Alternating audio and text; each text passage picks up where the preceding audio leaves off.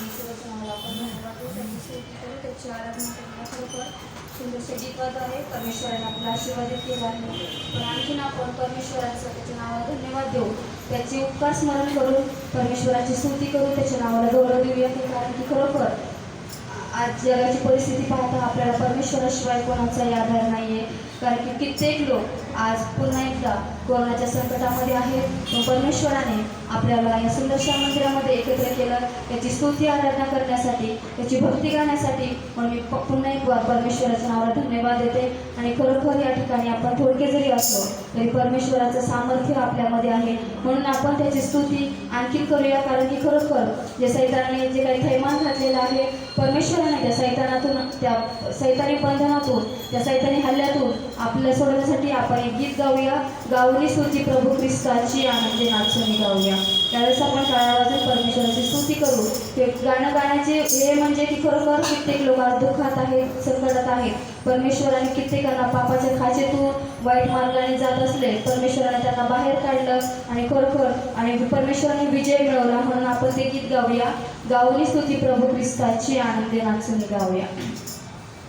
गाऊनी स्तुती प्रभू ख्रिस्ताची, आनंदी नाचून गाऊया. गाऊनी स्तुती प्रभू ख्रिस्ताची, आनंदी नाचून गाऊया.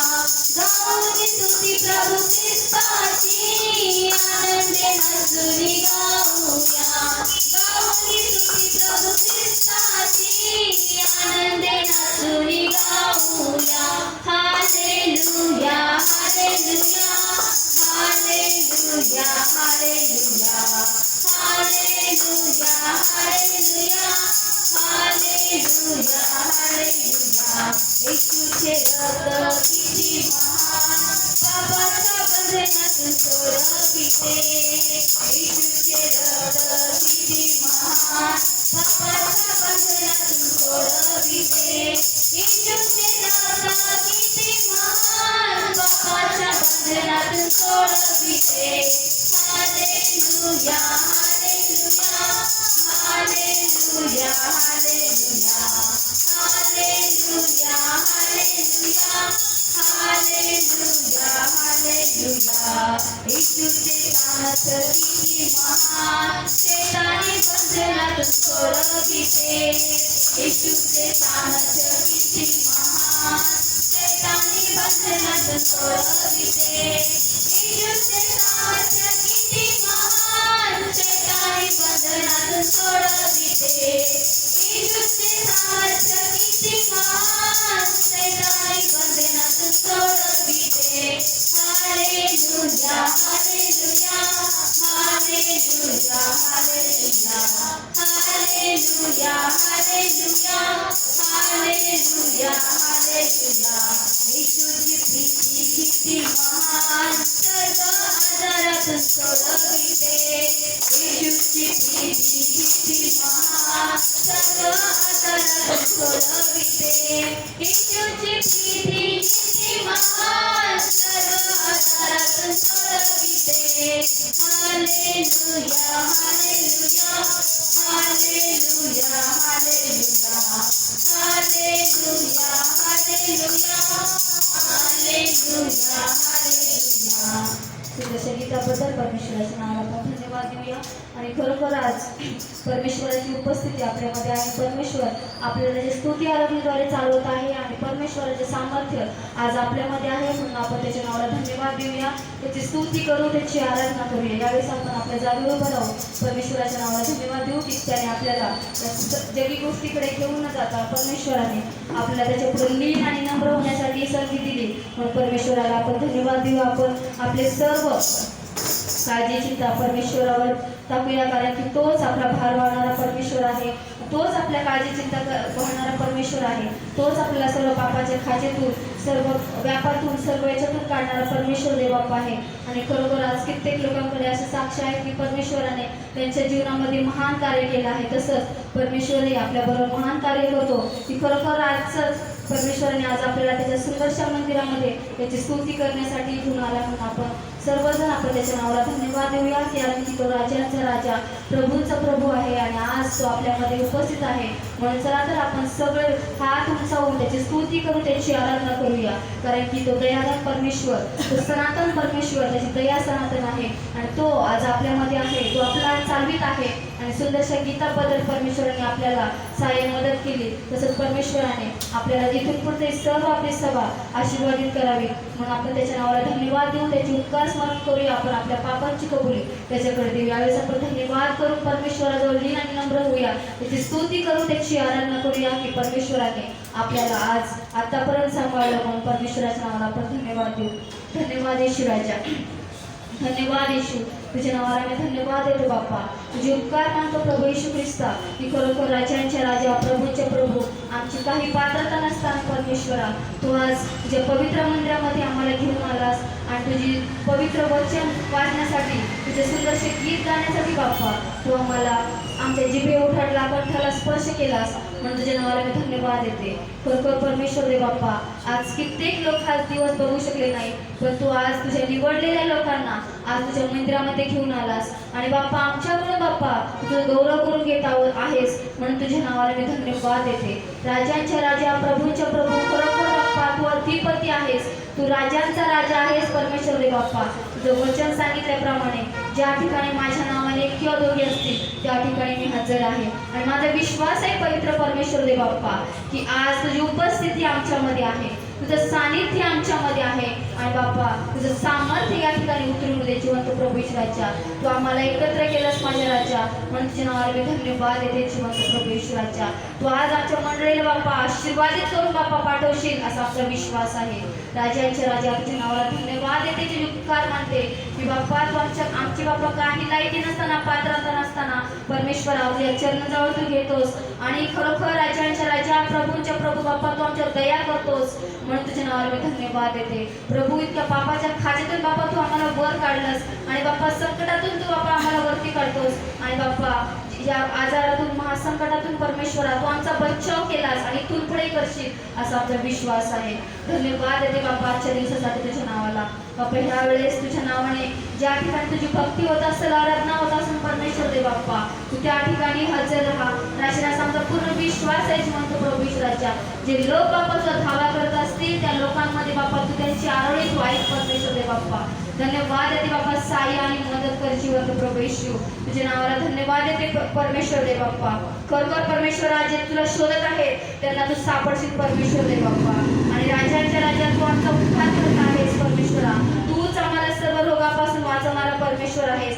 तूच आमचा उत्तम मेंढपाळ आहेस. तूच आमचं शरस्थान आहेस परमेश्वर दे बाप्पा. आणि बाप्पा आम्ही तुझ्या पुढे सिर झुकवतो बाप्पा, आम्ही तुझी स्तुती करतो, कारण की आमचा जिवंत प्रभू येशू तूच आहेस राजांच्या राजा. तूच आम्हाला निर्माण केलंस, अखिल सृष्टीला बाप्पा तू निर्माण केलंस. म्हणून आम्हाला काय गुणांची भीती परमेश्वर दे बाप्पा. त्यावेळेस मी प्रार्थना करते जिवंत प्रभू ईश्वराच्या, सैतानाचे सर्व जळते बाण बाप्पा तू नष्ट कर जिवंत प्रभू ईश्वराच्या आणि जागा तू आशीर्वादित कर प्रभू. हे सुंदर मंदिर बाप्पा तू आम्हाला दिलंस, त्या ठिकाणी बाप्पा तुझी स्तुती होत आहे, तुझी प्रार्थना होत आहे जिवंत प्रभू ईश्वराच्या. त्या प्रार्थनेद्वारे परमेश्वरा कित्येकांचं जीवन तू बदलत आहेस माझ्या राजा. तुझ्या नावाला मी धन्यवाद देते जिवंत प्रभू येशू. या जागेबद्दल बाप्पा तुझ्या नावाला धन्यवाद देते बाप्पा. ह्यावेळेस जागा तू आशीर्वादित कर, ज्या पवित्र अग्नी बाप्पा या जागेमध्ये पाठव जिवंत प्रभू ईश्वराच्या. आणि जो पवित्र आत्म्याचं सामर्थ्य बाप्पा या ठिकाणी उतरून येऊ दे जिवंत प्रभू ईश्वराच्या. धन्यवाद बाप्पा या सभेसाठी, धन्यवाद बाप्पा या सुंदर वेळेसाठी, धन्यवाद देते बाप्पा तुझ्या नावाला. खरोखर परमेश्वर दे बाप्पा तूच आमचं शरस्थान आहेस प्रभू. तुझ्या पुढे आम्ही लीन आणि नम्र होतो बाप्पा. खरोखर जिवंत प्रभू येशू आज आम्ही आमच्या पापांची कबुली देतो बाप्पा. तू आम्हाला क्षमा करणारा परमेश्वर आहेस बाप्पा. आम्ही जे काही पाप केले असेल, जे चुका केल्या असेल परमेश्वरा तूच आम्हाला माफी करणारा परमेश्वर आहेस बाप्पा. धन्यवाद देते. यावेळेस आम्ही सर्वजण तुझ्या नावाला धन्यवाद देतो बाप्पा. तुझ्या नावाची बाप्पा स्तुती करतो, प्रशंसा करतो, कारण की परमेश्वरा तूच आमचा दोस्त आहेस परमेश्वर दे बाप्पा. आणि तूच आमचा मित्र आहेस. ज्यावेळेस बाप्पा संकटाच्या वेळेस परमेश्वरा आम्ही तुला हाक मारतो प्रभू, तर तू आमच्या केसाला धक्का लागू देत नाहीस, कारण की बाप्पा सर्व काही जाणारा परमेश्वर तूच आहेस. आमच्या जीवनामध्ये बाप्पा तू आनंद प्रस्थापित करणारा परमेश्वर देव बाप्पा आहेस. म्हणून बाप्पा आम्ही तुझ्या पुढेच बाप्पा लीन आणि नम्र होतो, तुझीच भक्ती करतो. धन्यवाद परमेश्वर देव बाप्पा, तुझ्या नावाला मी धन्यवाद देते, तुझी स्तुती करते राजा. तू मेरा शरस्थान, तू मेरा गढ़ है, तू मेरा शरस्थान, तू मेरा गढ़ है. संकट में मेरा दोस्त, मेरा प्रभु.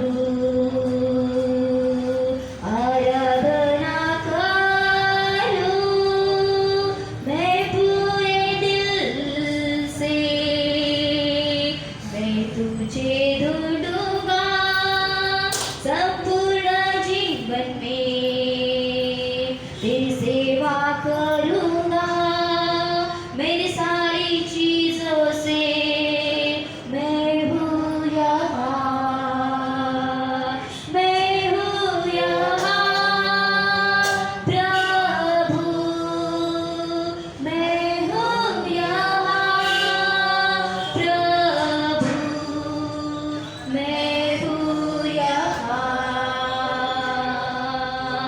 उद्धारक मेरा तू, मेरी चंगाई है. उद्धारक मेरा तू, मेरी चंगाई है. संकट में सामर्थ है मेरा प्रभु. आराधना करूं मैं पूरे दिल से, मैं तुझे ढूंढूंगा संपूर्ण जीवन में. तेरी सेवा करूंगा मेरी सारी चीजों से. मैं हूँ यहाँ, मैं हूँ यहाँ प्रभु, मैं हूँ यहाँ प्रभु, मैं हूँ यहाँ. तू मेरा चरवाहा मुझको चराएगा. तू मेरा चरवाहा मुझको चराएगा, मुझको संभालेगा मेरा प्रभु. आराधना करूं मैं पूरे दिल से, मैं तुझे ढूंढूंगा संपूर्ण जीवन में. तेरी सेवा करूंगा मेरी सारी चीजों से.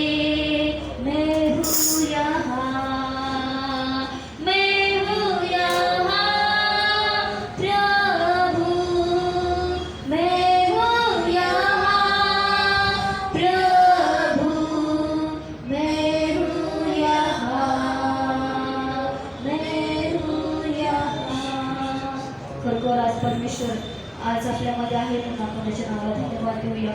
आणि सुंदरशे गीताबद्दल आणि परमेश्वराने आपल्याला चालवलं त्याच्या उपस्थितीबद्दल त्याच्या नावाला धन्यवाद देऊ. त्याचं स्वागत करू. जसं आपल्याला परमेश्वराने गीत गाण्यासाठी सामर्थ्य केलं, सामर्थ्य पुरवलं, तसंच आपल्याला येणारं वचन परमेश्वराने आशीर्वादित करावं म्हणून आपण त्याच्याकडे प्रार्थना करूया. आणि खरोखर बाप्पा तुझं वचन घेऊन येत असताना बाप्पा तुझ्या दासाला प्रभू परमेश्वरा त्या दासाला बाप्पा तुझ्या ताब्यामध्ये घे. तू चालव परमेश्वर दे बाप्पा. आणि वचन सांगत असताना बाप्पा त्यांचं पूर्ण मन शरीर अंतकरण बाप्पा तू बघत आहेस परमेश्वरा. आणि बाप्पा तुझं वचन बाप्पा त्यांच्या मुखातून निघणारं असं वचन बाप्पा तुझ्या दुधारी तलवारीप्रमाणे असं कर. आणि बाप्पा वचन ऐकत असताना परमेश्वरा सर्व बाप्पा डिस्टर्ब करणारा आत्मा परमेश्वर दे बाप्पा ह्यावेळेस मी घालून टाकते तुझ्या नावामध्ये बाप्पा. हे वचन तू आशीर्वादित कर आणि बाप्पा ते वचन आम्हाला आमच्या मनामध्ये रुजू दे परमेश्वर दे बाप्पा. आणि बाप्पा ते वचनाप्रमाणे आम्ही चालावं म्हणून तू आम्हाला सहाय्य आणि मदत कर प्रभू. इथं पुढचं सर्व वेळ काळ समय बाप्पा तुझ्या हातामध्ये देते आणि छोटीशी प्रार्थना तर तारणारा प्रभू येशू ख्रिस्त याच्या नावामध्ये म्हणता येईल. त्यावेळेस आपण सर्वजण खाली बसूया.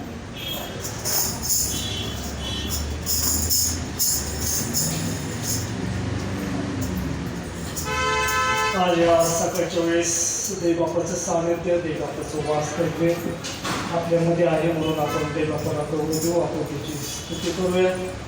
आणि आज या सकाळच्या वेळेस देवबापाने त्याचं सुंदरसं वचन वाचण्यासाठी ऐकण्यासाठी प्रभूने आपल्याला सुंदरशी वेळ सुंदरशी सकाळ त्याने आपल्याला दिली म्हणून पुन्हा आपण देवबापाला गौरव देऊ. आपण त्याची स्तुती करू. आणि 2-3 दिवसापूर्वी एका हितचिंतकाने मला एक सुंदरसा लेख पाठवलेला होता आणि तो इंग्लिशमध्ये होता. आणि त्यामध्ये त्या व्यक्तीने असं म्हटले की आमची जी सहल आहे ही फार लहान आहे. आवर ट्रिप इज व्हेरी शॉर्ट. आणि ज्यावेळेस या टॉपिकवर मी विचार केला की ह्या व्यक्तीला नेमकं म्हणायचं काय ते पूर्ण ते लेख मी वाचला. आणि त्या लेखामध्ये काही सर्व प्रकारचं काही निराशजनक किंवा कसल्या प्रकारची आशा नसताना फक्त आमचा जो काही प्रवास आहे किंवा आमचं जे काही सहल आहे ती अगदी छोटीशी आहे. आणि शेवटचं त्यांनी म्हटले की फक्त हास्य हेच आमच्या जीवनामध्ये असावं. ह्या छोट्याशा प्रवासामध्ये आम्ही राहत असताना आमच्या मुखावर नेहमी हे हास्य असावं. आणि आजच्या परिस्थितीमध्ये जर आपण राहत असताना आपण ह्या परिस्थितीचा जर आपण विचार केला तर पुष्कळसे लोक हे दुःखित आहेत. कोणाच्या चेहऱ्यावर आनंद दिसत नाही. हे जग हे भयानं भरलेलं जग आहे. प्रत्येकाच्या अंतःकरणामध्ये मनामध्ये कशाची ना कशाची तरी भीती असते. पण प्रभूमध्ये मला तुम्हाला सांगू द्या की परमेश्वराने जिवंत देवाने त्या प्रभू येशू ख्रिस्ताने सर्वांची भीती ही नष्ट केलेली आहे. कारण पवित्र शास्त्र बायबल आम्हाला असं सांगतं की भिवू नको. आणि हा जो काही शब्द आहे भिवू नको असं 365 वेळा त्याचा उल्लेख आहे. म्हणून प्रत्येक दिवसासाठी आम्हाला हा शब्द आहे की भ्यायचं नाही. जरी हे महामारीचे दिवस असले तरी एक उत्कृष्ट एक शास्त्र भाग आहे की आनंदी हृदय हे उत्कृष्ट औषध आहे. बरोबर किती वेळेस मी सांगितलं आनंदी हृदय हे उत्कृष्ट आहे. हताश आणि निराश व्हायचं नसतं. आणि म्हणून ह्या महामारीच्या दिवसामध्ये स्तोत्रसंहिता याचा 91 अध्याय मला असं वाटतं जेव्हापासून ही महामारी सुरू झालेली आहे तेव्हापासून आपण हा शास्त्रभाग वाचत आहोत. आणि काल परवापर्यंत आपण शास्त्रभाग आपण वाचलेला आहे. स्तोत्रसंहिता 91 वाचावर कोणाला सापडले का? स्तोत्रसंहिता 91 या महामारीच्या दिवसामध्ये देवाचं वचन आमच्यासाठी काय आहे. स्तोत्र 91 आणि याचे काय 1 ते 8 हे वचन आपण वाचूया. वाचा. येस वाचा वाचा. येस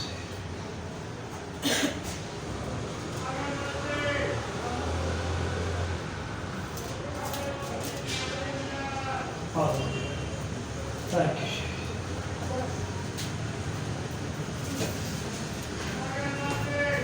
स्तोत्र 91 जो परस्परांच्या स्तोत्र 91. जो परस्परांच्या गुप्त स्थळी बसतो तो सर्व समर्थांच्या सावलीत राहील. परमेश्वराला मी माझा आश्रय, माझा दुर्ग असे म्हणतो, तोच माझा देव. त्याच्यावर मी भाव ठेवतो, कारण तो पारध्याच्या पाशापासून, घातक मरीपासून तुला बचाव करेल. तो तुझ्यावर पाखर घालील, त्याच्या पंखाखाली तुला आश्रय मिळेल. त्याचे सत्य तुला ढाल व कवच आहे. रात्रीच्या समयीचे भय, दिवसा सुटणारा बाण, काळोखात फिरणारी मरी, भर दुपारी नाश करणारी पट्टी यांची तुला भीती वाटणार नाही. तुझ्या बाजूस सहस्रावधी पडले, तुझ्या उजव्या हातास लक्षावधी पडले, तरी ती तुला भिडणार नाही.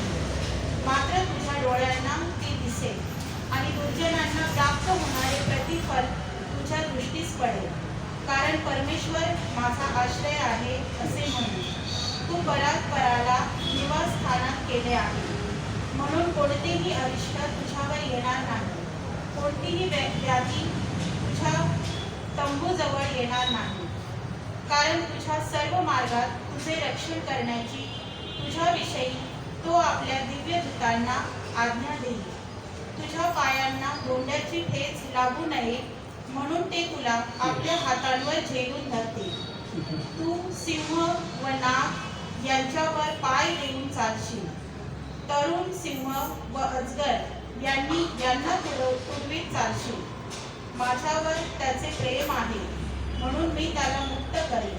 त्याला माझ्या नावाची जाणीव आहे म्हणून मी त्याला उच्च स्थळी सुरक्षित ठेवीन.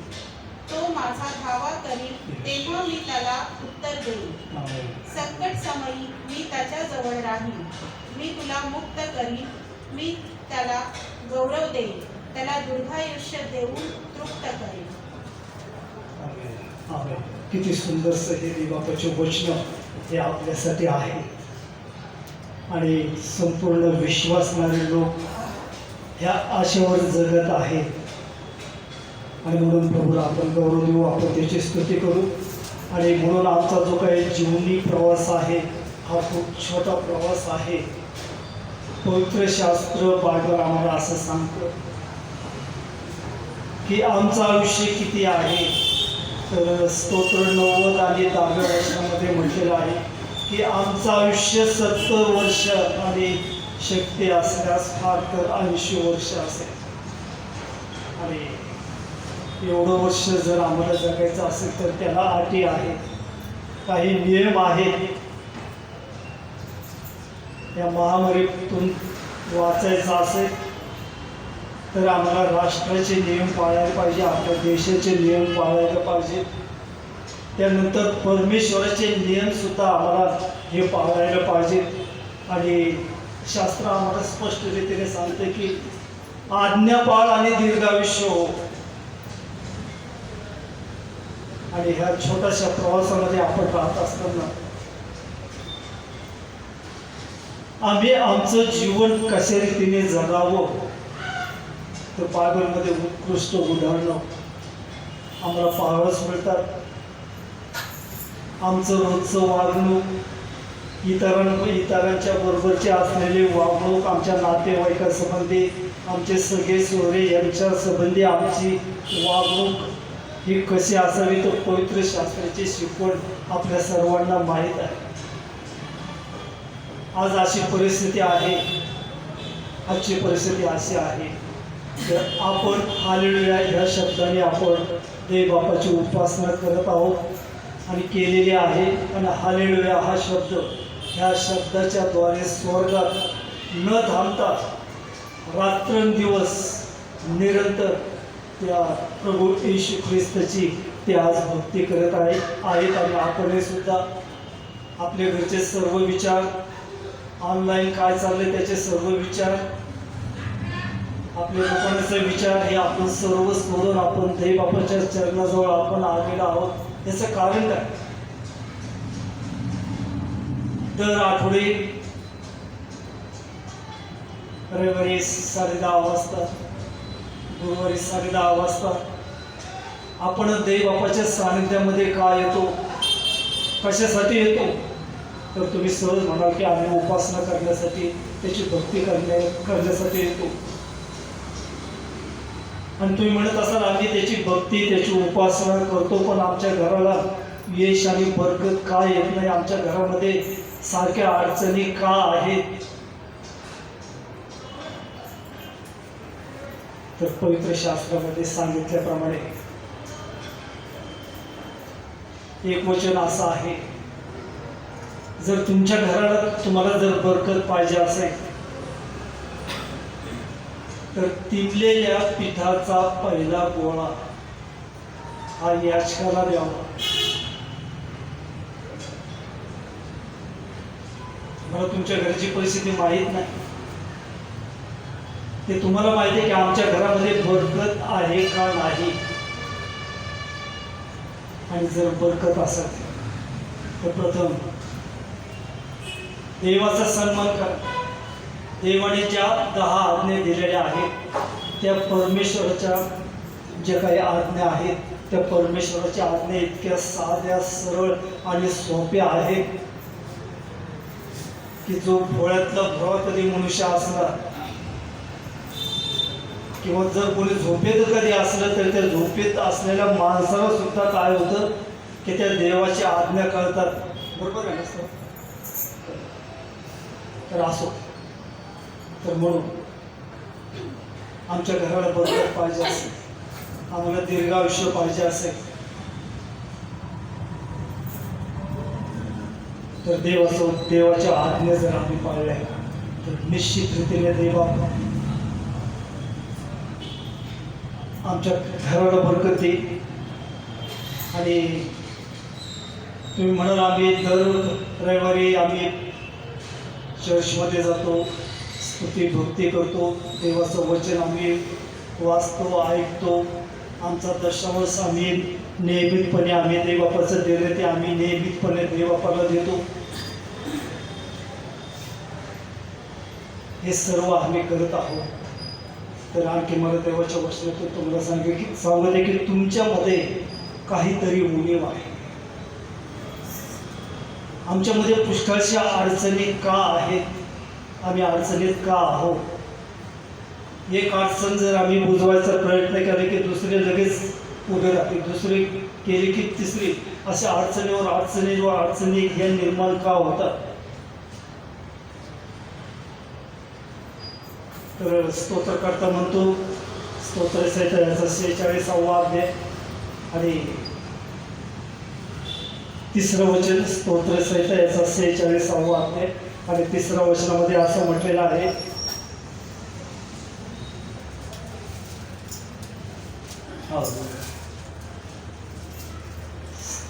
स्तोत्रसहित याचा 46वा अध्याय आणि 3रं वचन वाचायला सापडते का कोणाला? सागराच्या लाटा गरजून उसळल्या, त्याच्या उचंबळ्याचे पर्वत हल्ले तरी आम्ही पिणार नाही.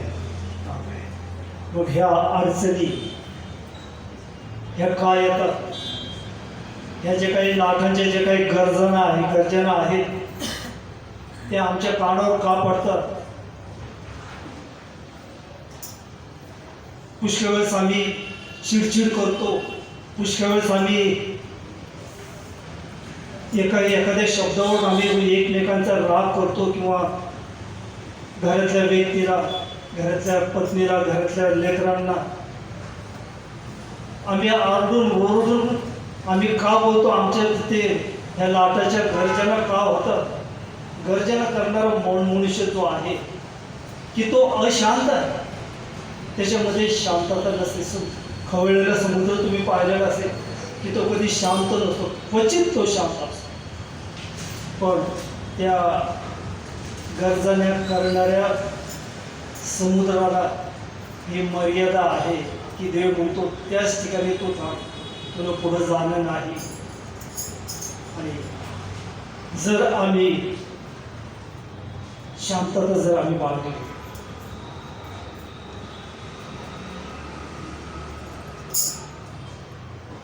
तर जे काही अडचणी आहेत ते चुटकीसरशा हे दूर होतं. जे अशक्य आहे ते शक्य होतं, कारण देवाला कोणतीही गोष्ट अशक्य नाही.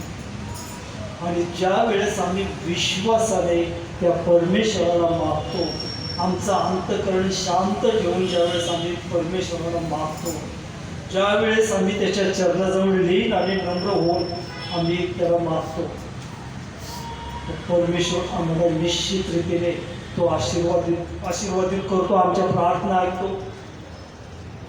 पवित्र शास्त्रामध्ये असे पुष्कळसे राजे होऊन गेले. मनुष्य प्राणी म्हटल्यावर हात चुकणार आहे, त्याच्याकडून चुका होतात, पण चुका सुधारणं हे आपलं काम आहे. पण आपले पूर्वज काय म्हणत होते आता, की तू मला जी स्त्री दिली तिने मला ते खावायला दिलं.